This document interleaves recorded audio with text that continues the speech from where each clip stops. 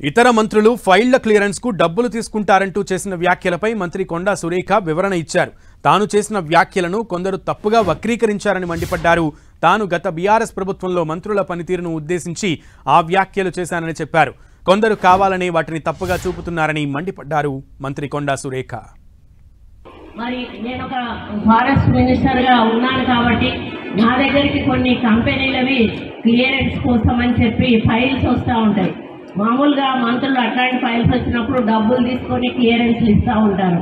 నేనన్నా మాకు ఒక నయా పైసా మీరు ఇవ్వాల్సిన అవసరం లేదు, మీరు సమాజ సేవ చేయండి, మా స్కూల్ ఒకటి డెవలప్ చేయండి, మా పేరు మీద అది మీ పేరు గుర్తుండిపోతుంది అని చెప్పినప్పుడు వాళ్ళు మేము పై వాళ్ళతో మాట్లాడాలి మేడం, మా చేతుల్లో లేదు అని సదానంద రెడ్డి గారు చెప్పి. అంతకుముందు మంత్రి కొండా సురేఖ ఏమన్నారో ఇప్పుడు చూసాం. మరి నేను ఒక ఫారెస్ట్ మినిస్టర్ గా ఉన్నాను కాబట్టి నా దగ్గరికి కొన్ని కంపెనీలవి క్లియరెన్స్ కోసం అని చెప్పి ఫైల్స్ వస్తూ ఉంటాయి.